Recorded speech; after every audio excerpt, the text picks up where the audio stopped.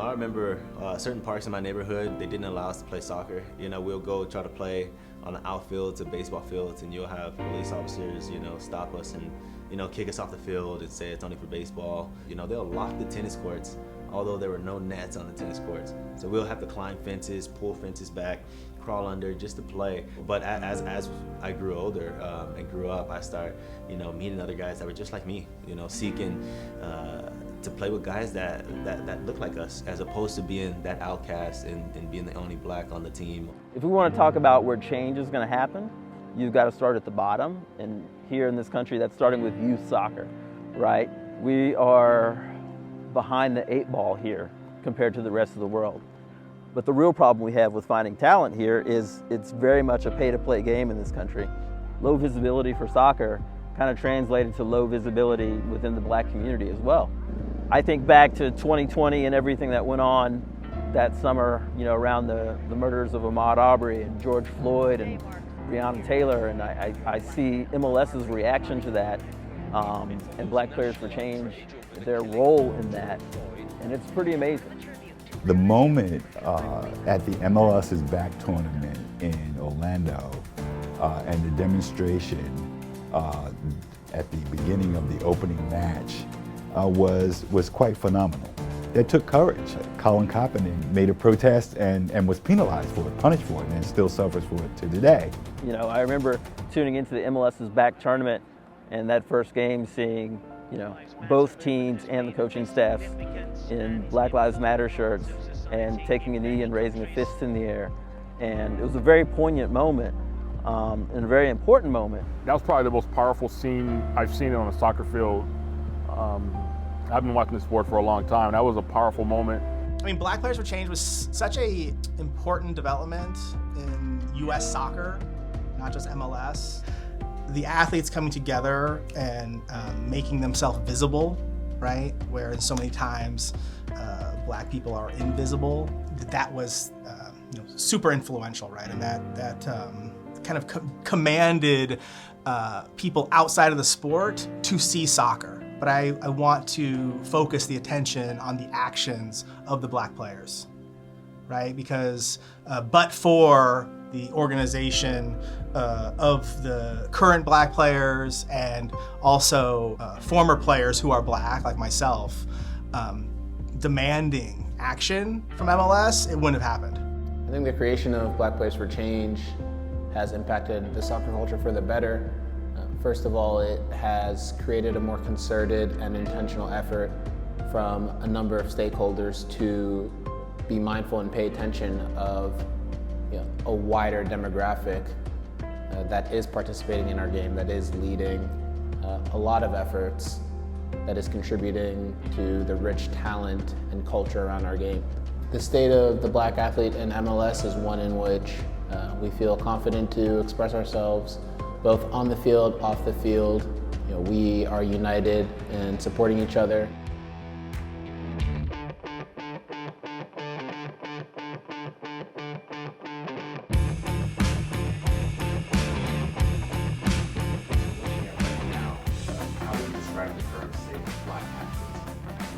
Oh, I love it. I love seeing, other athletes that look like me within the MLS succeeding, doing well. I love seeing it, man. Even the ones that are playing here and then signing to other clubs overseas. I love it. And the sport is only going to keep growing. Comes the cross, and Cobi has headed home, and San Jose do have their equalizer. Rubio has a little look, across goal is spilled, and his shot is in. Larry, back to Williamson, and in the back of the net. Qatar has the ball in front, CJ Sapong, goal, 1-0 Astros. Steer puts it on his right, on George Marquez, a goal, it's gone! Hello again, welcome alongside the Hall of Famer Cobi Jones, Joe Tatino. Glad to have you aboard here tonight as the sprint towards the playoffs is well underway. The Galaxy are unbeaten in 6 and looking to continue that trend. Cobi's kind of the first. He's the first black soccer player who made an impact, who people could recognize, who people knew. And I think there's a lot of reasons for it. One is that he was an excellent player. You also, Cobi has this effervescent personality. So when you heard him speak, or when he was making appearances at wherever he was, you could tell that he was smart. You could tell that he had something to say. Well, for these guys, it's nothing new, but for me, this is awesome. He was just recognizable. He was someone that you really could follow. He had a greater legacy because he understood what it was about, because he used his platform in ways that brought people together, in ways that inspired people. And I think that he's able to continue that legacy because he's still in the public eye. And action! It's always tough to talk about yourself, in some way. I would like to think that I was part of it in some way, that I inspired, a lot of the young black males out there. And look, I know I have a unique look, but that's one thing that I found that, the black community, we got a full spectrum of colors, all over the place. So I hope that my years of playing, even though I may not have realized it during that time, inspired, this next generation, and hopefully the generation after that, to play this game. You look at the dearth of black coaches, to some extent black players, and wanting to create more opportunity for black players, coaches, people to work within the league. It's certainly a time in our civilization, in our country, that there's a real push toward equality. We're trying to get players, black or minority players, to want to play soccer or to be exposed to soccer. And if there's no one that looks like them or that they can look up to aspire to be to, that becomes difficult to bridge that gap. So I think the more that young players of minority status can see, guys like myself, guys like Robin Fraser, being in positions in this league as head coaches, it gives them, something to look forward to, and something to say, what, that's a possibility that one day I can be that guy. I think organizations, quite freely draw from,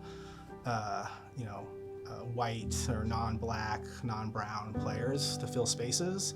And again, that's not due to any deficiency in the black community or any brown communities. It's due to the deficiency of the imagination of most people in the status quo. I would say there have been significant steps as far as the black athlete within MLS, just because there's a heavy presence, in MLS when you talk about the amount of players that are black that are playing within MLS, not only be it if they're foreign internationals or be it if they're American born. And you're seeing that, kind of build up and through and go into the national team as well. And I think that's fantastic that we're actually seeing more and more players get the opportunities to play at the highest levels. Does that mean that we're still getting access to everyone that probably wants to or needs to? No. But it does show that there is more than in the past, that there's an introduction to the game that is starting to happen. I don't think it's nearly where it needs to be, but I do see, many more black players within MLS, and they're starting to, I shouldn't even say start to, they're performing at every level. Within MLS, within USL, at the youth ages to the national team, and I'd say that's a point of pride, a little point of pride.